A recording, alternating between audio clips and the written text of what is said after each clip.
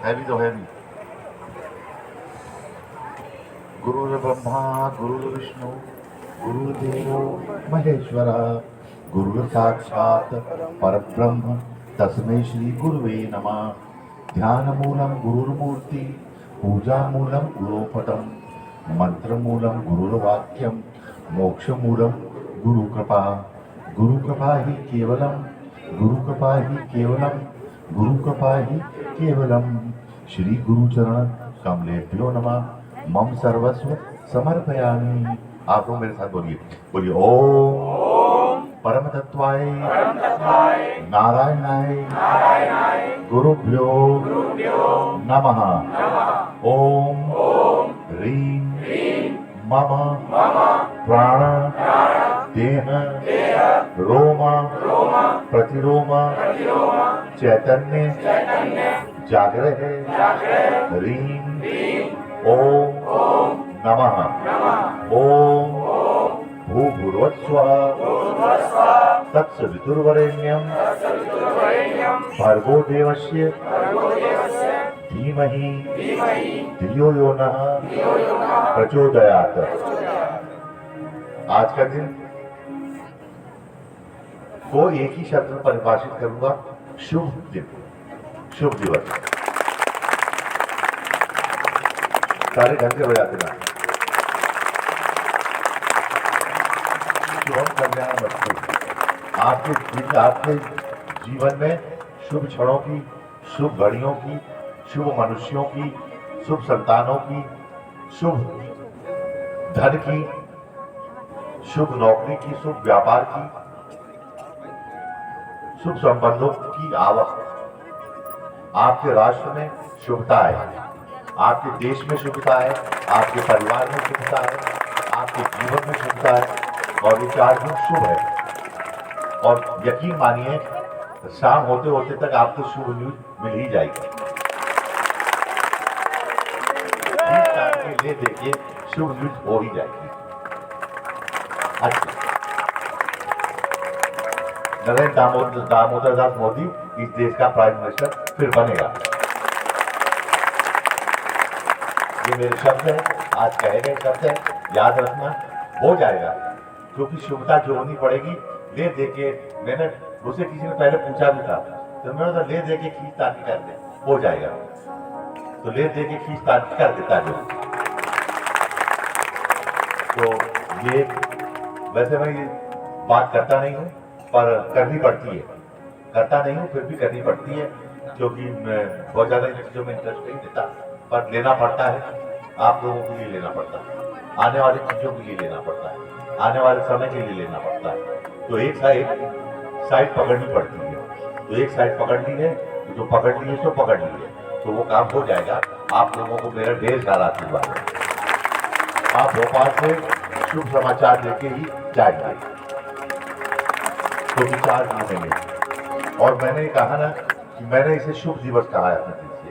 तो 4 जून के दिन अगर कभी आप अपना मकान बनाए, कभी आपको नया काम करना, 4 जून के दिन कर लीजिए। जो भी करना है जीवन में 4 जून के दिन कर लिया कीजिए, वो शुभ ही होगा। क्योंकि इसके पीछे किसी ब्रह्म ऋषि ने इसको नाम दिया है कि शुभ दिवस है। कर लो जो मन किया करो, सुबह से रात तक। तो और आपकी माता जी का जन्म दिवस है, और मेरी तरफ से ढेर सारी उनको शुभकामनाएं हैं। आशीर्वाद तो कह नहीं सकता, शुभ भावनाएं हैं। मैंने कहा ना, आपके जीवन में शुभकामनाएं आए, शुभ मनुष्य आए, शुभ भावनाएं आए, शुभ गुरु आए, शुभ शिष्य आए, सब लोग शुभ शुभ आए। कर्जा मांगने वाला नहीं आए, वो अशुभ होता है। चोर तो अशुभ होता है, वो तुम्हारा समाज चुरा के बन जाता है। कब से शुभ होने लगा वो? शराबी का क्या होता है, घर के बर्तन बेच देगा उठा के, वो तो अशुभ आदमी है, शुभ नहीं है। तो शुभता एक बहुत ही महत्वपूर्ण चीज है कि शुभ हो, आपका शासन भी शुभ हो, और ये मौसम भी शुभ ही रहेगा। जो बात कह दी इसको बदलना पड़ेगा। रुक जाओ, आधे घंटे के अंदर सब शुभ ही शुभ हो जाएगा। आधे घंटे में सब ठीक हो जाएगा। और तो आपको धूप लगती है, ये लगता है, बोलता है मैं भी तो धूप में बैठा हूँ, जैसे आप बैठे हो वैसे मैं बैठा हूँ। इसी पंडाल के नीचे आप बैठे हो, इसी पंडाल के नीचे मैं बैठा हूँ। तो इसमें गर्मी सर्दी ये सब बेकार की बातें कहा है। जब मैं बैठ गया आप बैठ गए तो कोई बात नहीं, हम तो अपने गुरु जी के साथ 50 डिग्री टेम्परेचर में बैठे हैं, तो बैठ गए क्या फर्क पड़ता है। इसमें तो किसी के हाथ पांव नहीं गलते या कटते हैं। और जब आप लोग खड़े क्यों हो, या तो एक जगह बैठ जाओ, सिर्फ इधर निकल जाओ, इधर बैठा दे जाओ सबको। ये आगे जगह खाली है, जिसको बैठना है उसका तारवाड़ में सोना गायक का, तभी से बैठ जाओ। यहाँ पे आप लोग बैठ जाइए।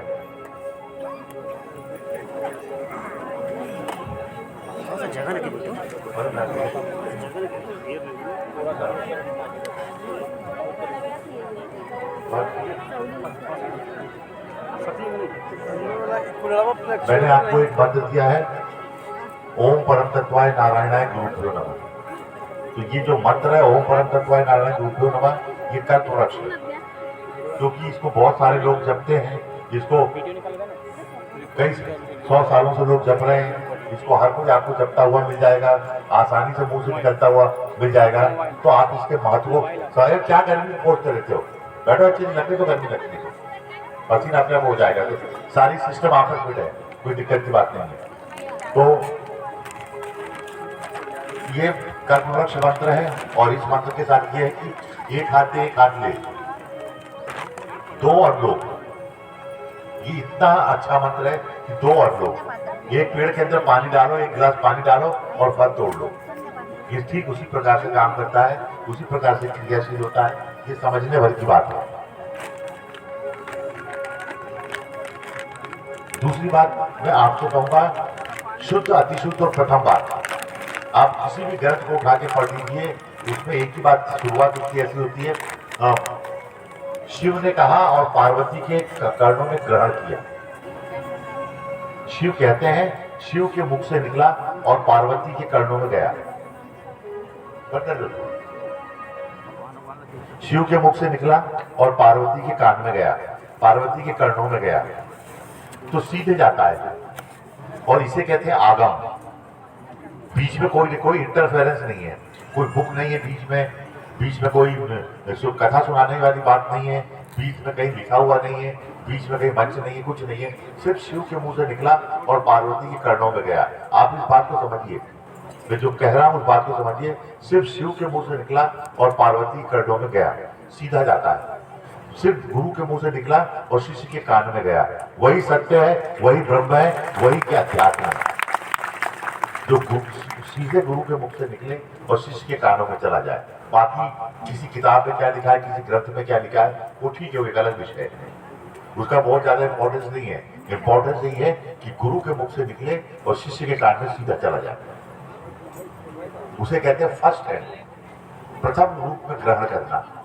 और प्रथम रूप में ग्रहण करना ही शिष्यता है। शिष्य को ये अपॉर्चुनिटी होती है, ये पावर होता है, ये प्रियोरिटी होती है कि गुरु के मुख से निकला शब्द शिष्य के कान ही ग्रहण कर पाते हैं, अन्यथा कोई ग्रहण नहीं कर पाता उन्हें। जो शिष्य बनने की सबसे बड़ी उसको उपहार ये होता है कि गुरु के मुंह से निकली चीज शिष्य के कानों में ही जाती है। और जब पार्वती पूछती है उनसे, हे शिवा, चीनादार तंत्रम हो या भैरव तंत्रम हो या भैरवी तंत्रम हो या तारा तंत्रम हो, उसके बारे में पूछती हैं। हे शिव, आप मुझे बताइए, आप ब्रह्मांड के सबसे शक्तिशाली हैं, सबसे ज्यादा ध्यानी हैं, सबसे ज्यादा आप सबके पिता हैं, उनका संबोधन कितना अच्छा रहता है।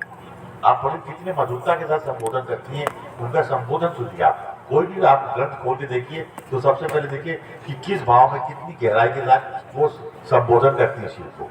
ऐसा नहीं कि लड़ मार के बता के ये तुमको बताना होगा मुझे, तुम्हारी जेब में कितने पैसे हैं, बदतमीजों के समान, जिसे कहते हैं यूजलेस लोग होते हैं, उनको बात करने की तमीज नहीं होती है। तो ऐसे बात करती है कि आप महादेव हैं, देवों के देव हैं, साक्षात देव हैं, आप तो अजर अमर हैं, आपको आपके अलावा ये ज्ञान किसी के पास नहीं है। पूरी तरह से उनको जानती है और पूरी तरह से उस तरह का संबोधन होता है, इतना मधुर, इतना अच्छा कि शिव भी ध्यान में से उठ जाते हैं और भगवती की बात को सुनने लगते हैं कि कितनी मधुरता के साथ ये मुझे संबोधित कर रही है। फिर भी शिव कहते हैं नहीं, मैं नहीं बताऊंगा इस ज्ञान को, ये ज्ञान परम गोपनीय, मैं नहीं बता सकता, इसमें बाधाएं बंधन है।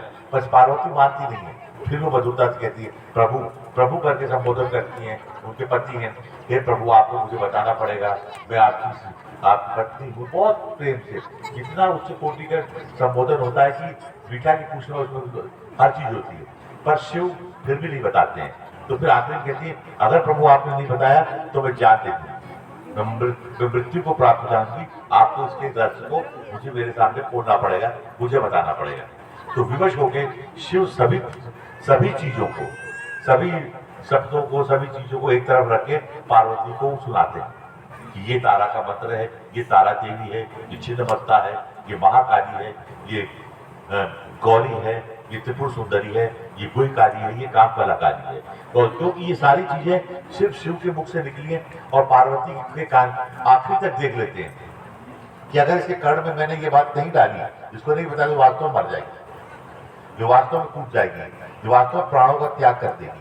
जब शिव को पूर्ण विश्वास हो जाता है इस बात का कि नहीं, ये इतनी गंभीर है, ये इस चीज के प्रति इतनी डेडिकेटेड है कि इसको चाहिए, इसको रिक्वायर्ड है, अगर थोड़ी सी भी अगंभीरता होगी, थोड़ी सी भी समझौतावादी होगी, या थोड़ी सी भी वो कुछ और नकारा अशुभता होगी, तो भगवान शिव के मुख से कुछ फूटेगा ही नहीं।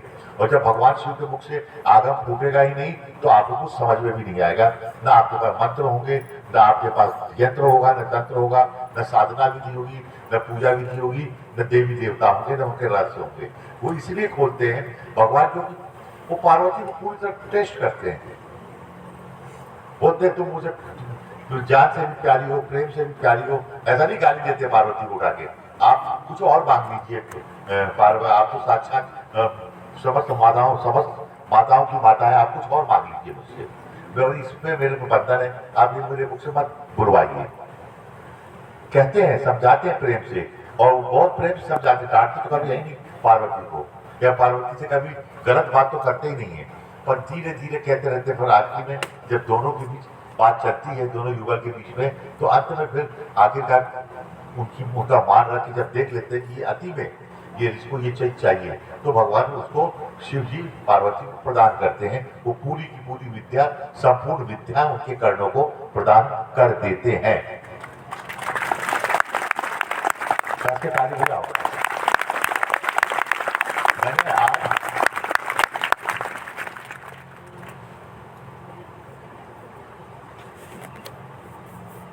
आज 4 जून को किसी दर्शन शास्त्र की बात नहीं की, मैंने विशुद्ध रूप से शिव और शक्ति की बात की, और शिव और शक्ति से प्रारंभ किया, षष्ठी का प्रारंभ किया है, और यही जन्म दिवस है, यही जन्म है। इससे ही एक तारा महाविद्या का जन्म हुआ, इसी से बगामुखी का जन्म हुआ, क्योंकि शिव ने बोला और शक्ति के कर्ण ने ग्रहण किया, और जन्म हुआ। बाद में कालांतर वो धीरे धीरे लोगों तक पहुंच जाता है। तो जन्म की प्रथम अवस्था यही है, शिव और शक्ति। और शिव और शक्ति जब बोलते हैं तो एकाग्र होकर शक्ति सुखती है, और बाद में शक्ति माँ है, तो माँ तो कई रूपों में फिर उसको जन्म करके संपूर्ण विश्व और ब्रह्मांड को प्रदान कर देती है। आज मैं गुरु हूँ, आप शिष्य हो, आपको मैं प्रदान कर देता हूँ, आपको दे देता हूँ। कालांतर बहुत सारे शिष्य हैं जो इस वजह सिद्ध कर लेंगे, फिर उनसे पहुंचते पहुंचते वो स्थितियां पहुंचती है। आज मैं प्रथम पुरुष हूँ जिसने लिखे धाम का निर्माण कर दिया। आपके साथ बैठा रहता हूँ, माता जी के साथ शिष्य भी आएंगे, लोग भी आएंगे, चलता रहेगा, रूप थोड़ा बहुत बदलता रहेगा, पर शुरुआत मैंने कर दी। अभी कभी रुकने वाली क्रिया है, स्तर बना रहेगा। वो यहाँ पे जो बात बोली जाएगी वो पूरे ब्रह्मांड में घोषित होगी, और उसमें साइन होके आ ही जाते हैं। यहाँ से फाइनल ऑर्डर होगा। इस कुर्सी से जब बोलूंगा मैं तो फाइनल ऑर्डर होगा, वो इश्यू होगा ही होगा, उस पर साइन हो जाती है, ठप्पा मोहर लग के आपको मिल जाएगा, लीजिए पकड़िए आप। तो बोलने से पहले भी बहुत कुछ सोचना पड़ता है, कहने से पहले भी बहुत कुछ सोचना पड़ता है कि हर चीज ठप्पा लगा के आपको दे दी जाए। एक फाइनल ऑर्डर है, और यही जन्म है। तो यही माता जी का जन्म है। आज 4 जून का जन्म है, एक शुभ है, एक शुभता के साथ आया हुआ है। और फिर मैं एक बात कहता हूँ आप लोगों से, आपको एक बात बताता हूँ, आपके जीवन में शुभता का आना अत्यंत आवश्यक है। शुभता अत्यंत आएगा आपके माथे को, आपके भारे पत्र को, इसको आपके माथे में मेरी दृष्टि पड़े तो मुझे उसके ऊपर शुभता नजर आए। कोई चीज सामने खड़ा होता है तो उसके संपूर्ण शरीर में मेरी दृष्टि पड़ती है, तो मैं देखता हूँ, सबसे पहले माथा देखता हूँ, माथे से शुरुआत करता हूँ। माथे में शुभता है कि नहीं है, आंखों में शुभता है कि नहीं है, होठों में शुभता है कि नहीं है, वक्षस्थल में शुभता है कि नहीं है। संपूर्ण शरीर को एक निहार के बता देता हूँ कहाँ शुभता है, कहाँ अशुभता है, और कहाँ रोग के रूप में, गंदी स्मेल के रूप में, कहाँ किसी और रूप में अशुभता छिपी हुई है। कई बार आप लोग मेरे पास से निकलते हो तो मैं सर घुमा देता हूँ। क्यों? क्योंकि आपके शरीर की जो गंध है वो अशुभ है। अब इतनी गंध है कि आपको बहुत सारा डिओड्रेंट अपने ऊपर उड़ेलना पड़ेगा, तब जाके आपके शरीर से खुशबू आएगी। कहाँ खुशबू आती है? अभी खेलते नहीं बन रहा सामने वाला व्यक्ति, कमरे में बैठ गया तो उसे भागना पड़ता है। क्यों? क्योंकि वो अशुभता है, किसी के साथ भी हो सकती है, कहीं भी हो सकती है। तो वो अशुभताएं जाए और शुभता आए। आप निकले तो आप चंदन की सुगंध के साथ निकले, आपका चेहरा ऐसा इतना अच्छा हो, आपकी आंखें, आपका भालचंद्र ऐसा हो कि माथा देखते बने, मस्तक को देखते, मस्तक को देखा जाता है, मस्तक में दीक्षा दी जाती है।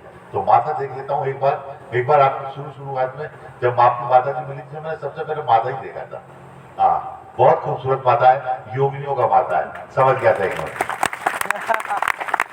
तो माथा उनको मालूम नहीं रहता सामने वाले को, वो थोड़ी समझ पाते हैं कि माथा किसका माथा है, किसका माथा नहीं। पर एक बार माथा देखने में समझ में आ गया था ये कहाँ पड़ी है, ये तो बहुत आगे जाएगी, एक दिन कहाँ जाके खड़ी होगी इसको खुद नहीं मालूम। जब इसको खुद ही नहीं मालूम तो फिर क्या बोलूं मैं।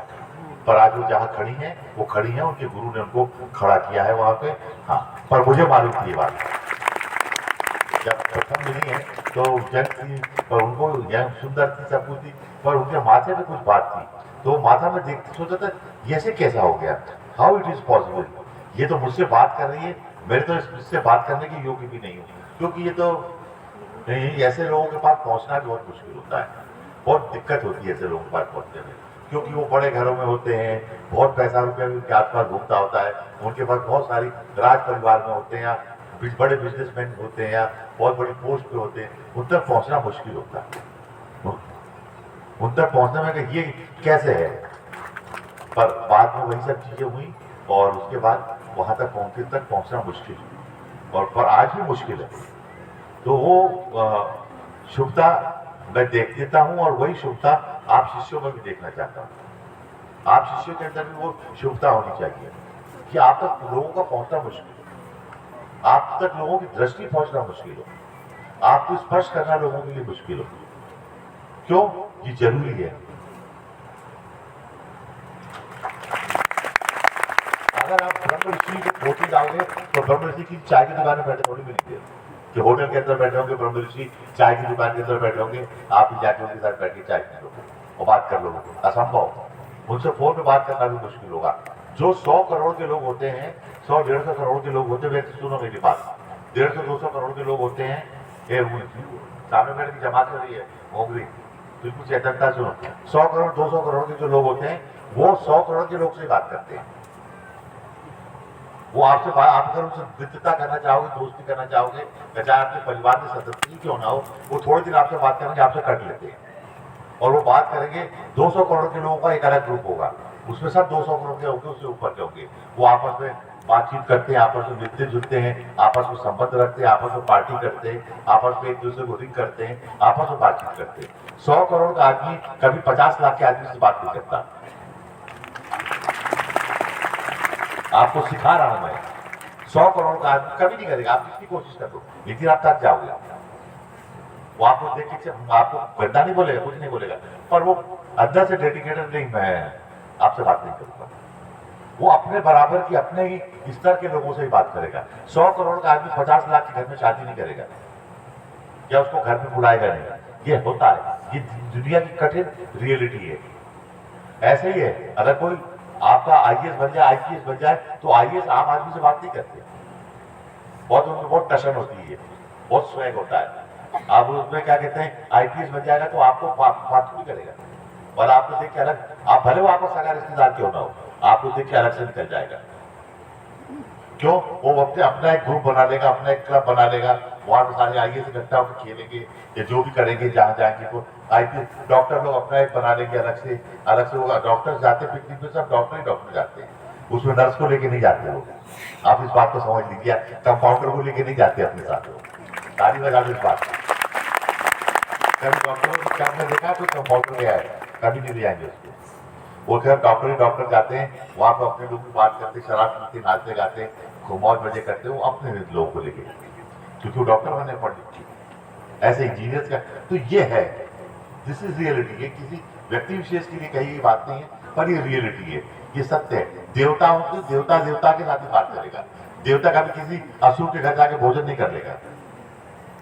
जब उस देवता बन गया तो देव शक्तियों के साथ ही उसका संपर्क होगा। असुर के साथ थोड़ी बैठ के बात करेगा, राक्षस के साथ बैठ के थोड़ी बात करेगा। हाँ, राक्षस मिलके लंका जरूर बना लेंगे, वो भी बहुत पावरफुल होते हैं।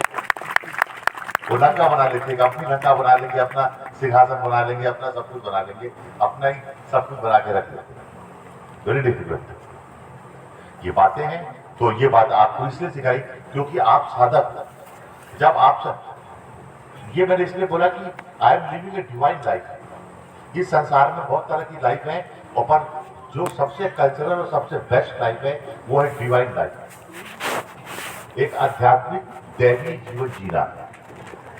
अब इससे आप तालीम है, ये आपका सपोर्ट होना चाहिए। ये डिवाइन लाइफ है, तो डिवाइन लाइफ में डिवाइन लोग ही बैठेंगे और वो डिवाइन चीजों से ही प्रभावित होंगे, उनको डिविनिटी ही अच्छी लगेगी। दे करेक्ट डिविनिटी, वो डिविनिटी की कोई श्वास के रूप में ग्रहण करेंगे, डिविनिटी को ही भोजन के रूप में ग्रहण करेंगे, डिविनिटी को ही दृश्य के रूप में ग्रहण करेंगे, वो डिवाइन डिविनिटी को ही स्पर्श करेंगे, वो डिविनिटी में ही मुस्कुराएंगे, वो डिविनिटी ही उनके लिए जीवन की प्राण रक्षा औषधि होगी। वो डिविनिटी के बिना बिल्कुल नहीं जी पाएंगे, वो डिविनिटी के उसमें कमजोर हो जाएंगे। डिविनिटी ही उनके लिए खाद होगी, डिविनिटी उनके लिए पानी होगी। लोग पूछते हैं तू कहाँ जाता है भोपाल, क्यों जा रहा है भोपाल? आप भी मुंह आकर के बता देते हो मैं इधर उधर जा रहा हूँ, पर इसलिए जा रहा हूँ क्योंकि वो आपको डिविनिटी चाहिए, आप डिवाइन है, आपको गुरु चाहिए, आपको पूजन चाहिए, आपको मेरे से मंत्र चाहिए, आपको मेरा सानिध्य चाहिए, एक डिवाइन व्यक्ति चाहिए। अरे यार कोई नाच थोड़ी रहा हूँ, मैं रॉक स्टार थोड़ी हूँ, या फिल्म स्टार थोड़ी हूँ, क्या आप मेरे से मिलने आए हो?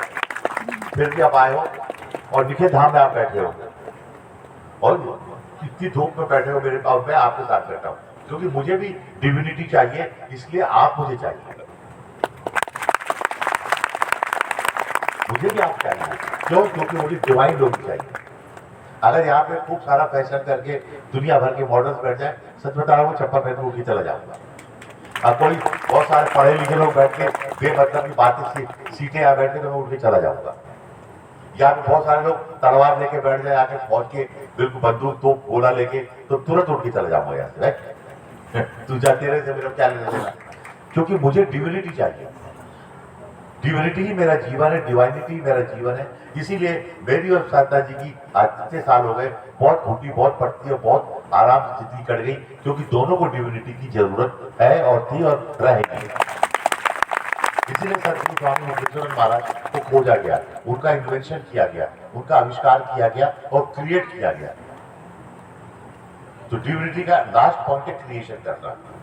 तो आपके लिए ही मैं सब कुछ क्रिएट करता हूं, और आज ऐसी स्थिति है कि हम लोग कुछ भी क्रिएट कर सकते हैं। मौसम बदल सकते हैं, आपके लिए पानी गिरा सकते हैं, आपके लिए ठंडी हवा चला सकते हैं, आपको बिल्कुल आपके लिए धूप हटा देंगे, बिल्कुल हटा देंगे। आप देखते जाइए आगे आगे होता है क्या। आपके लिए सब कुछ कर सकते हैं, आपके लिए भूख प्यास भी हटा देंगे, आपकी भूख प्यास भी हटा देंगे। आपको जानवरों के समान चरने की जरूरत नहीं है। वो जानवर 15 घंटा चरता है और 10 घंटा 12 घंटा चरता है और 10 घंटा जुगाली करता है। इसीलिए अपेंडिक्स उसके पेट में। हम भी पहले ऐसे जानवर थे, जो हमारे पेट में अपेंडिक्स है वो जुगाली करने का आइटम होता था। खा लिया उसी को बार बार ऊपर लाना, फिर जुगाली करना। अब हम जुगाली नहीं करते तो हमारे अंदर में अपेंडिक्स पड़ा होता है। कभी कभी वो खाना वाना घुस जाता है, उसको ऑपरेट करके काटना पड़ता है। पर दैट इज अपेंडिक्स क्या है? अपेंडिक्स जुगाली करने का आइटम है। अब उसकी हमें जरूरत नहीं है, इसलिए फिर भी आज भी हमारे शरीर के अंदर पड़ा रहता है। जो सृष्टि में प्रथम निर्माण हो गया वो निर्माण ओरिजिनल शिव ने कहा और शक्ति ने सुना। आपको मालूम डायनासोर बने, डायनासोर में से बहुत सारे डायनासोर जब बने तो बनते थे शाकाहारी थे। 90% डायनासोर शाकाहारी थे। वो उस समय घास पत्ती फूल खाते थे, ऐसे खाते रहते थे, पेड़ पौधे खाते थे डायनासोर।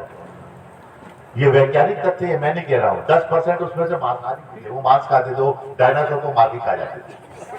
और कुछ उसमें ऐसे भी होते हैं मिक्स मसाला, जो नॉनवेज ही खाते और वेज भी खाते, दोनों खा लेते, जैसा समय पड़ता वैसा चलते हैं।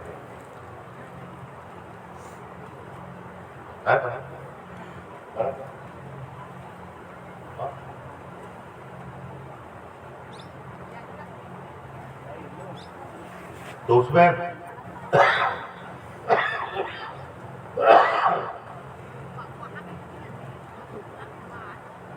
उसमें से बहुत सारे ऐसे होते थे जो वेज और नॉन वेज दोनों खाते थे। तो उस जमाने में जो चीज बन गई है वो आज तक चलती है। आज भी आपको बहुत सारे जानवर मिल जाएंगे, हिरन से गाय भैंस जो बिल्कुल प्योर वेजिटेरियन है, और बहुत सारे मिल जाएंगे लोमड़ी सियार शेर बाघ जो बिल्कुल नॉन वेज के बिना चलता ही नहीं है। और कुछ ऐसे भी होते हैं बंदर से लेके बहुत सारे जो वेज भी खाते हैं, नॉन वेज भी खाते हैं, जो मिल गया वो खा लेते हैं। तो ये उस समय तक रूप बदल गया है, स्थितियां नहीं बदली, रूप बदल गया है। डायनासोर भी इतने इंटेलिजेंट थे जितने इंटेलिजेंट आप हो। दैट स्पीशीज होती है उनकी आपसे ज्यादा इंटेलिजेंट थी कई मामलों में, कम्युनिकेट करते थे आपस में उनकी लैंग्वेजेस होती थी, सारी चीजें होती थी, जब फाइट फिर बहुत भयंकर लड़ते भी थे। तो ये सब चीजें वो जस की तस चली आ रही। उनमें भी गुरु होते थे, ऐसा नहीं गुरु मनुष्यों में ही होते हैं, पशुओं में भी गुरु 100% होते हैं, राक्षसों के भी गुरु होते हैं, मैं थोड़ी असुरों के भी गुरु होते हैं, असुर कम्युनिटी में भी गुरु होते हैं, शुक्राचार्य होते हैं, उनके भी गुरु होते हैं, बेताल होते हैं, बेतालों में भी गुरु होते हैं, वो भी उनको भी हिसाब से चलना पड़ता है, उनकी भी अपनी अपनी सारी चीजें डिसाइड की जाती है, क्या करना है क्या नहीं करना है। और कार्मिक बंधन दूसरी चीज जो है कर्म काटना। एक तो आपको मालूम नहीं होता है, जैसे जैसे आप स्पिरिचुअल डिवाइन होते जाएंगे आपके कर्म कम होते जाएंगे।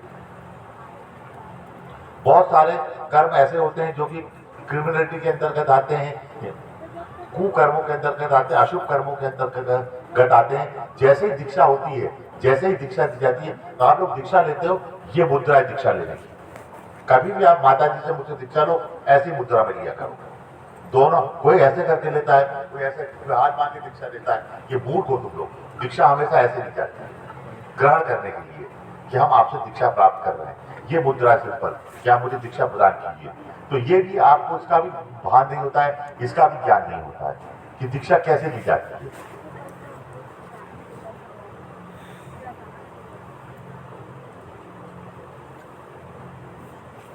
आज कई चीजें होंगी, माता जी अप्सरा दीक्षा भी देगी आप लोगों को, और अगर मैं बोलता रहा तो फिर धारा चलती रहेगी बहुत देर तक। और प्रथम सत्र को फिर मुझे रोकना भी पड़ता है अपने आप को, और एक धारा बहती है, वो धारा रोकनी पड़ती है, जिसे कहते हैं महाकाली। महाकाली का जो प्रथम महाविद्या है वो महाकाली है, और महाकाली जब चल रही है तो काटते पीटते चल रही है, बिल्कुल समाप्त करते हुए चल रही है। वो अनियंत्रित है, किसी से रुकी नहीं रही है, उसको खुद को बोध नहीं कि मुझे रुकना है, वो सिर्फ मारते पीटते काटते चली जा रही है, धमाधम धमाधम धमाधम। तो उससे तब जाके आखिरी में जो होता है कि क्या किया जाए, इसका कैसे रोका जाए, कोई रोक नहीं सकता इनको। तो शिव जी को लेटना पड़ता है। तो जब शिव जी भूमि पे लेटते हैं और जैसे ही उनका पांव पड़ता है शिव जी की छाती पे, एकदम से उसको होश आ जाता है, कॉन्शियस हो जाती है, अनकॉन्शियस से एक कॉन्शियसनेस की स्टेज में आ जाती है और जीभ बाहर निकल जाती है, ये मैंने क्या कर दिया, ये मुझसे गलत कर्म हो रहा है। और वही वो तारा में परिवर्तित हो जाती है, और तारा में परिवर्तित होकर वो आपको फिर आशीर्वाद देती है, आपको प्रकाश देती है, आपको लाइट देती है, और आपके अंदर लाइट का प्रादुर्भाव हो जाता है। इस पृथ्वी पर, इस ब्रह्मांड में सबसे तेज चलने वाली चीज है वो है लाइट। और सबसे आखिरी शरीर जो होता है वो लाइट का प्रकाशमय शरीर होता है, जिसे प्राण कहा जाता है। मैंने अपनी पत्रिका में लिखा अंगूठे के बराबर, बस इतनी बड़ी आत्मा होती है। इसी साइज की। वो आपके अंदर है, मेरे अंदर है, हम सबके अंदर है, बाहर घूमते कुत्ते के अंदर है, बिल्ली के अंदर है, छिपकली के अंदर है, सबके अंदर इतनी बड़ी आत्मा होती है। हाँ, वो उसके शरीर में स्क्वीज हो जाएगी, छोटी हो जाएगी, तो थोड़ा रूप बदल लेगी, इतना ही प्रकाश है बस। वो पूरा प्रकाश मिला दोगे तो पूरे पृथ्वी का प्रकाश मिला के 10 ग्राम 20 ग्राम भी नहीं होगा। सब एक दूसरे का आपस में समाहित हो जाएंगी और फिर एक से अनंत हो जाएंगी, अनंत से एक हो जाएंगी। तो जितने चाहे तो जितने टुकड़े उसके किए जा सकते, वो निकलती जाएगी और वो कभी नष्ट नहीं होती और उसके ऊपर कर्म नहीं चिपकते। उसकी खासियत, उस प्रकाश की खासियत ये है कि उस प्रकाश के ऊपर, दिव्य प्रकाश के ऊपर जिसने उसे बनाया है उसके ऊपर कभी कोई भी कर्म नहीं चिपकता। कर्म से ज्यादा चिपकने वाली कोई चीज नहीं है। कोई कर्म आत्मा पे नहीं होता, वो शरीर पे होता है। वो कॉन्शियसनेस के ऊपर कर्म चिपक सकते हैं, चेतना के ऊपर चिपक सकते हैं, पर आत्मा के ऊपर नहीं। चेतना और आत्मा में जमीन आसमान का अंतर है। और ये इतनी बड़ी आत्मा आपके शरीर प्रविष्ट होगी और जो कर्म आपके है कार्मिक हिसाब से आपको कर्म कराती रहेगी, आपसे क्राइम कराती रहेगी, आपको दंड, आपके शरीर को दंड मिलता रहेगा, शरीर आपका भोगता रहेगा। वो आत्मा को मालूम मेरा तो कुछ नहीं, मैं कभी भी निकल जाऊँ, स्पीड ऑफ सेकंड में निकल जाएगी वो तो आपके शरीर से बाहर घूमने फिरने चली जाएगी। तो जो कर्म है, कार्मिक है, वो कर्म, कार्मिक रिजल्ट आपके साथ चिपका रहता है और उस कर्मों को गुरु देखता है। उन कर्मों को दीक्षा के माध्यम से या अन्य माध्यमों से या छोटा कुछ करके उन कर्मों को काट डालता है, उन कर्मों को जला डालता है। कर्म जलाए जा सकते हैं, कर्म को भस्म किया जा सकता है, कर्म को नष्ट किया जा सकता है, कर्म को किसी अन्य ब्रह्मांड में उठा के फेंका जा सकता है, कर्म को पूरी तरह से निर्बीज किया जा सकता है, कर्म का प्रोडक्शन रोका जा सकता है, कर्म के साथ कुछ भी किया जा सकता है। और जो कर्म के साथ क्रिया करना सीख गया वो फिर सीख गया कैसे कर्म के साथ क्रिया करना है। और यहीं से तारण होता है, यहीं से तारणी शक्ति का उद्भव होगा कि आपको तारा कैसे जाए। गुरु का एक ही काम है, अंतिम लास्ट जो गुरु का काम है, शिष्य को तार देना, शिष्य को इस पार से उस पार उतार देना। और बीच में गहरा समुद्र है जिसमें लहरें हैं, जिसके हिंसक जीव जंतु हैं, कभी भी उसकी नाव डूब सकती है, कभी भी वो डूब सकता है, कभी भी कुछ भी हो सकता है उसके साथ। पर गुरु उसकी नाव का खवैया बन के उसको इस पार से उस पार तक सेफली तार देता है। और प्रत्येक शिष्य को, जिसमें कोई नियम नहीं है, इसमें कोई कैलकुलेशन नहीं है कि कैसे किया जाएगा, कैसे नहीं किया जाएगा। कोई भी शिष्य हो, किसी भी चीज का हो, हर शिष्य को चाहे वो कैसा भी हो, कहीं कोई प्राकृति, उसको इस पार से उस पार गुरु को तारना पड़ता ही है। उसको तार के ही गुरु को चैन आता है। हर एक शिष्य को, जब तक पूरे शिष्य इस पार से उस पार नहीं निकल जाते, वो चलती रहती है। और एक गुरु नहीं आता है, इसका असर गुरु होते हैं। आपके सामने मैं बैठा हूँ, आपको मैं दिखाई दे रहा हूँ, मेरे पीछे देखोगे, थोड़ा पीछे देखोगे तो निखिलेश्वर महाराज दिखाई देंगे, उनके पीछे देखोगे तो आपको करपात्री जी महाराज दिखाई देंगे, उनके पीछे देखोगे तो शंकराचार्य दिखाई देंगे, उनके पीछे देखोगे तो और एक शंकराचार्य दिखाई देंगे, उनके पीछे देखोगे तो शंकराचार्यों की लंबी लिस्ट दिखाई देगी, बुद्ध भी दिखाई देंगे, सब दिखाई देंगे। पर देखने की दृष्टि होनी चाहिए। आपको मालूम है भगवान बुद्ध को जब दीक्षा देते हैं, बुद्ध में बुद्धम शरणम गच्छामि धम्मम, ये क्या कहते, क्या करते, बाल मूंद देते हैं उंगली बिठा के और एक लोटा पानी डाल देते सर के ऊपर, बोलते थे बोल दे बुद्धम शरणम गच्छामि धम्मम शरणम गच्छामि, हो गया तेरी आती दीक्षा हो गई। तो भगवान बुद्ध ने अपने साथ ताउम्र अपने बाल मूंद के रखे थे। जो आपने उसको जो मूर्ति बना दी गई है, जो चीजें बना दी, उसमें तो घुंघराले चारों तरफ बाल बनाए हुए हैं। तो वास्तविकता ये है, एक तो पगड़ी लगाते थे और बाल मुड़े रहते थे। वो बाल तो रखते ही नहीं थे कभी, क्योंकि वो तो सन्यासी हो चुके थे, वो मुड़े हुए थे। अब मुड़े बुद्ध भगवान को आपको दिखाएंगे तो शुभता नजर नहीं आती, अशुभता नजर आती गंजा से देख के, तो पगड़ी बांध लेते हैं। इसीलिए जो मूर्तियां बनाई गई, मूर्तिकला बनाई, तो मूर्तिकार को समझ में आ गया यार गंजा सा रखने में तो इनकी मूर्ति में अशुभता आ रही, तो गोल गोल गोल गोल बाल बना दो, घुघराले बाल इनके। हो सकता है उनके बाल घुघराले रहे, ये बात अलग है। पर किसी मूर्ति में आज तक आपने देखा है बुद्ध को मुड़ा हुआ? किसी चित्र में आपने देखा आपको मुड़ा हुआ बुद्ध का चित्र लगाओ कहीं? कहीं नहीं लगा के रखा गया। पर अगर आप बुद्ध के दर्शन करोगे, और यही आप मार खा जाओगे, अगर बुद्ध आपके दर्शन में आएंगे, या तो पगड़ी लगाए हुए आएंगे, गोल्डन कपड़े पहने हुए, सुनहरी पगड़ी बांधते थे हमेशा, उस रूप में आएंगे या मुड़े हुए आएंगे, आप पहचान ही नहीं पाओगे, क्योंकि आपकी आदत पड़ी बुद्ध के सर में बाल फेंकने। तो ये पता नहीं कौन है, बुद्ध है कि बुद्ध के भी और कोई है। तो ये एक बात है, ये की स्थिति होती है कि आप उन्हें नहीं पहचान पाओगे। बुद्ध पर है वो बुद्ध ही, और कोई नहीं है। हाँ, माता जी अक्षरा दीक्षा देंगे आप लोगों को, आप लोगों को बगलामुखी पूजन कराएंगी, आप लोगों को और भी कुछ कराएंगी। आज उनका दिवस है, उनका दिन है, और शुरुआत मैंने कर दी है, मैंने शुरू कर दिया है इसको, खेल को, और चलता रहेगा।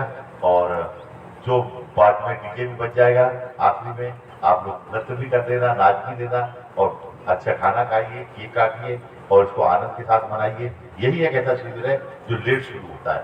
नॉर्मली शिविर 10 बजे शुरू हो जाते हैं, 8-9 बजे, पर क्योंकि रात्रि का समय है, जैसे जैसे मौसम बदलता जाएगा, जैसे जैसे चीजें होती जाएंगी, आप उसको